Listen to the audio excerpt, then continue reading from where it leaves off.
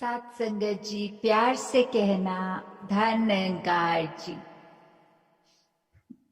आज सत्संग रूप में हम सब ने बहुत आनंद लिया। सब महात्माओं की जो चाहे गीत रूप में संदेश था, चाहे स्पीच, चाहे कविता, ये बहुत ही जो संतों के वचन होते हैं, ये हमारे लिए हमेशा वरदान ही है संतों संसार में। तो कैसे एक अपने आप को हमने परमात्मा से जोड़ना है, तो वो बात हमें किस तरह महात्माओं ने युगों युगों से यही समझाया है। चाहे हम कोई भी धर्म ग्रंथ भी खोल ले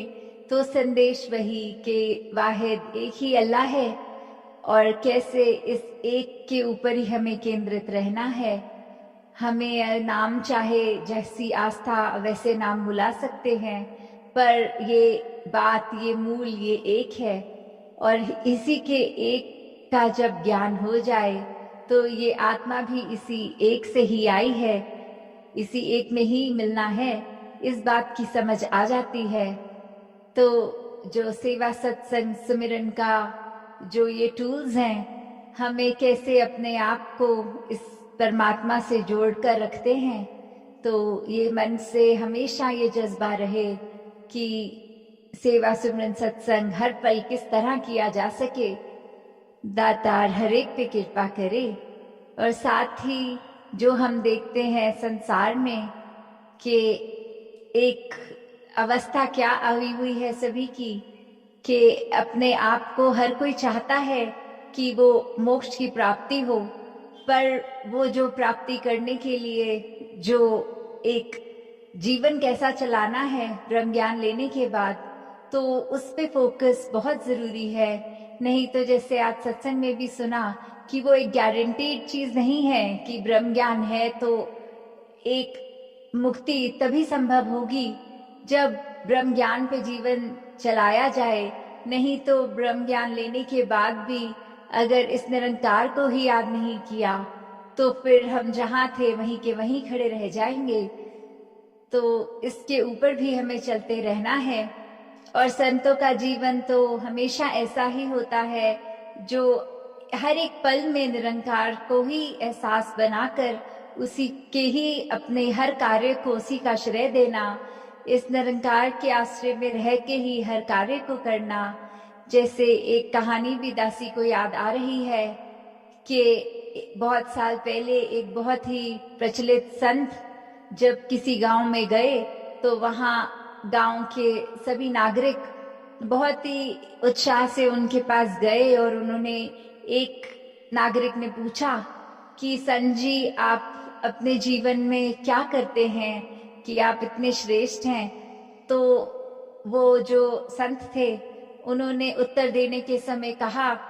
कि मैं अपने जीवन में जब मुझे भूख लगती है खा लेता हूँ, जब मुझे नींद आती है सो जाता हूँ, और ऐसे ही मैं कोई विशेष कार्य नहीं करता। जो इस शारीरिक रूप में कार्य है वो करता रहता हूँ और दिन पता नहीं कब खत्म हो जाता है। तो तब उस वासी ने, नागरिक ने पूछा कि ये तो हम सब भी करते हैं, जब हमें भूख लगती है हम खा लेते हैं, तो इसमें अलग क्या है।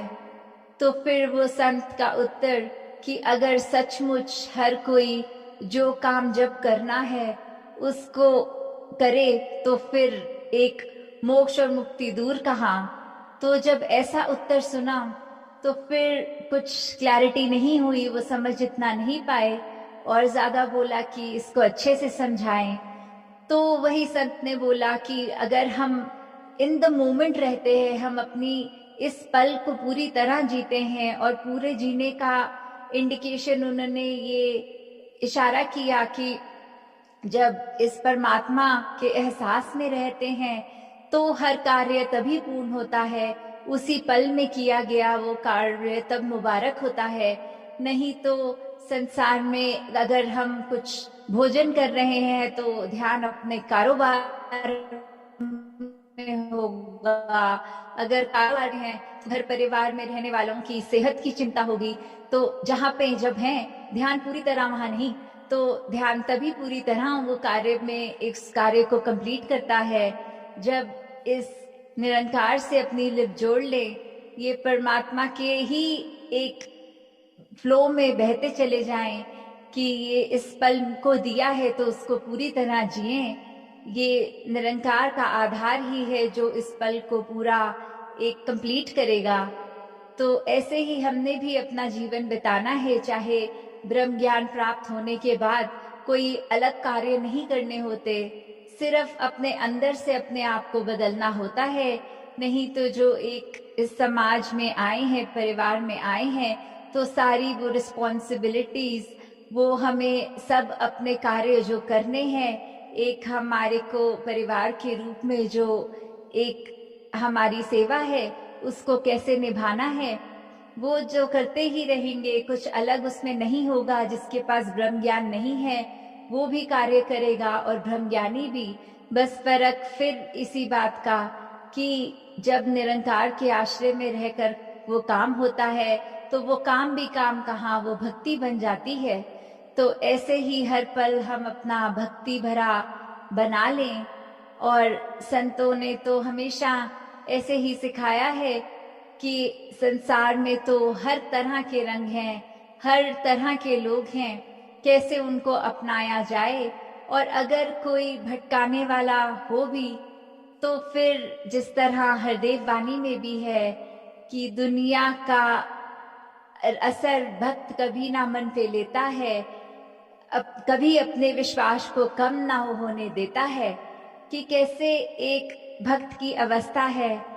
कि अपने ऊपर चाहे कैसे भी इंटरैक्शन में भक्त आए हैं या जो भक्त के आगे इंसान आए हैं, तो उन्होंने कोई भी बात अगर कह दी, अगर मन में वो फेथ, वो एक दृढ़ता है, एक विश्वास पक्का है, तो वो मन को कोई भी नहीं डुलायमान कर सकता। नहीं तो अगर अपने अंदर ही वो मजबूती नहीं, स्थिरता नहीं,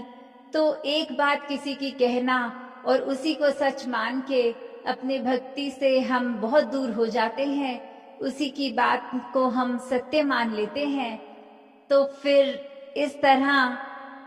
अपने जीवन को अगर हम चलाने का सोच रहे हैं तो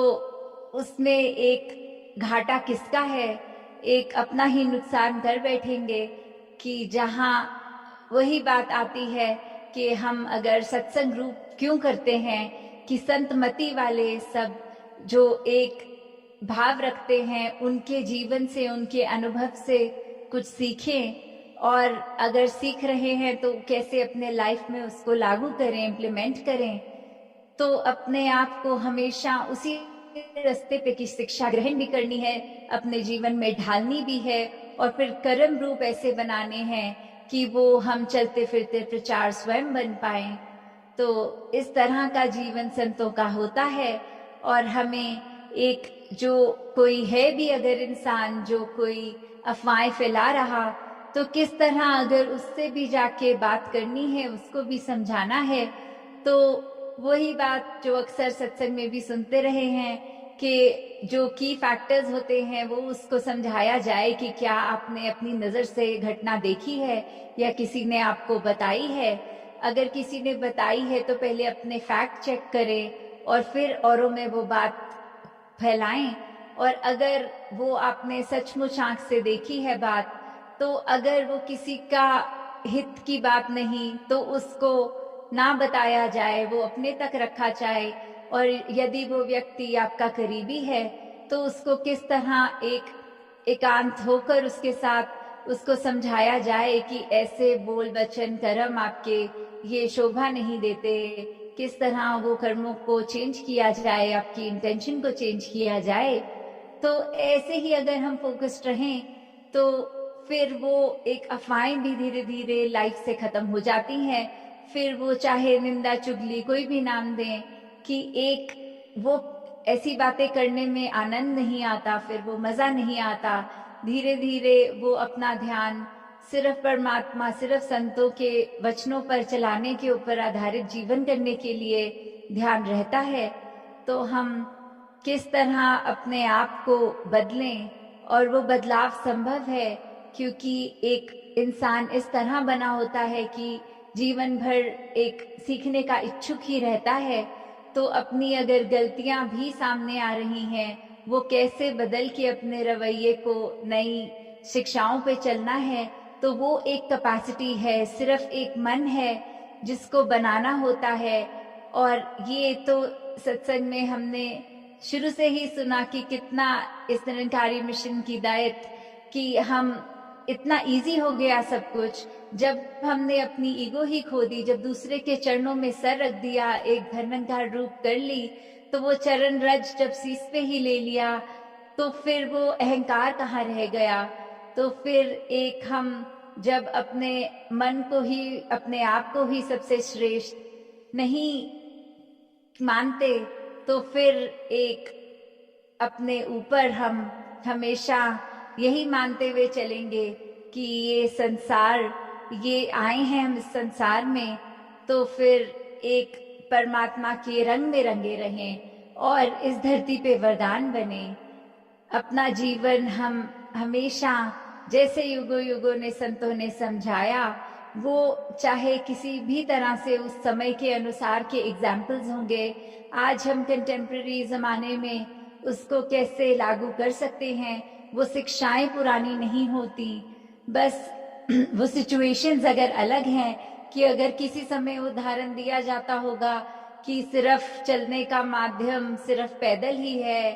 तो आज वो बात अगर देखी जाए तो साइंस की तरक्की की वजह से वो गाड़ियां, वो जहाज, ऐसे अन्य हमारे पास प्रोविजंस हैं कि हम अपनी यात्रा को कर सकते हैं। तो वो बात अगर देखी जाए तो उस समय कुछ जो होगी वो आज अगर बदल भी गई तो उसमें से मूल शिक्षा क्या है, उस पे अपने आप को फोकस करें। तो एक वो भी बात कि जहां हम एक चीज को उठा रहे हैं अगर पुराने उदाहरण को, तो उसकी शिक्षा को अपनाएं, ना कि लिटरली उस एग्जाम्पल के ऊपर जाएं कि उस समय तो ऐसे होता था। जैसे आज सत्संग में भी जिक्र हुआ कि किस तरह एक नृत्य पसंद जब गुरु को, तो शिष्य ने भी वो 12 साल एक नृत्य सीखा कि गुरु पसंद हो। तो अगर हम यही बात पकड़ के बैठ जाएं कि शायद गुरु समय की भक्ति के अनुसार बात वैलिड थी, पर आज अगर नहीं है तो क्या आज का संदेश है उसको पकड़ा जाए। तो दातार हर एक के अंदर ये चेतनता भी बख्शे कि नीड ऑफ द आवर जो है उसमें किस तरह अपने आप को ढाला जाए। और काफी बार एक आपस में जो दो व्यक्तियों की अगर बात है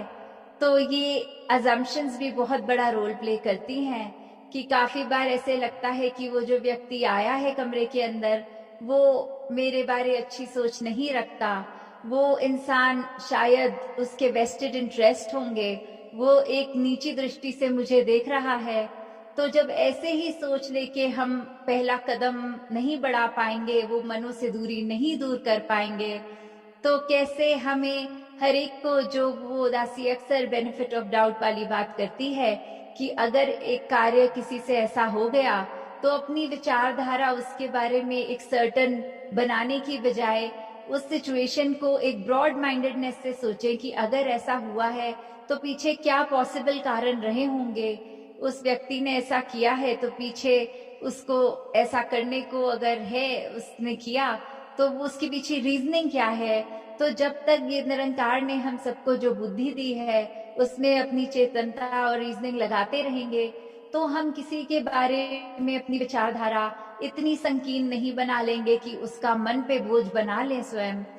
तो दातार हर देख को जहाँ ब्रॉड विजन दे, वहाँ अपने ऊपर भी हमें एक काइंडनेस बना के रखनी है, खुद को भी ऐसे सोच में नहीं डुबा देना कि गमी छा जाए, कोई स्ट्रेस छा जाए। हमें हमेशा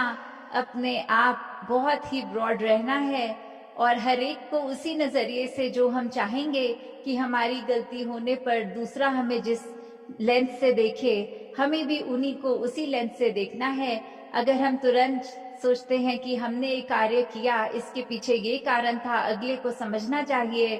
तो हमें भी अगले का वो कोई भी कार्य किया चाहे हमें वो चुभा, तो उसके पीछे जब हम सही रीजनिंग देंगे तो समझ आ जाता है where is that person coming from. तो दातार मनों में सबकी दूरियां जहां खत्म करे, वहीं अपने ऊपर भी हमें एक काइंडनेस से अपने आप को परतना है, अपने मनों को भी कोमल करते जाना है। सिर्फ दूसरों के लिए तो सही, पर उससे पहले अपने लिए, एक खुद के लिए, वो जो सेल्फ रिस्पेक्ट की बात होती है। और अक्सर ये बात भी सामने आती है कि अगर हम, कोई महापुरुष पूछ रहे थे कि अगर हम एक दास भाव, एक हम्बलनेस का रास्ता अपनाते हैं, तो क्या हम एक सेल्फ रिस्पेक्टिंग इंसान नहीं हो सकते? वो सेल्फ रिस्पेक्ट तो एक अच्छी चीज है। तो वही समझाते हुए दासी ने कोशिश करी कि कैसे एक जो सेल्फ रिस्पेक्ट होनी हर एक में बहुत अच्छी बात है,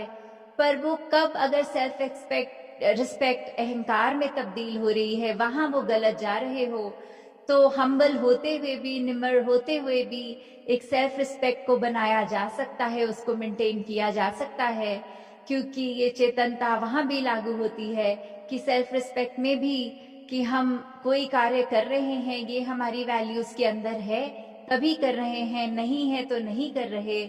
तो इसमें बस अहंकार का हटा दें, तो वो सेल्फ रिस्पेक्ट भी हम्बलनेस के साथ जुड़कर एक बहुत सुंदर रूप दे सकती है। तो दातार हर एक पे कृपा करे, ये भक्ति भरा जीवन, सत्संगत, माँ का आंचल, सेवा, सिमरन और इस दातार से सभी जुड़े रहें। साथ संगत जी, धन निरंकार।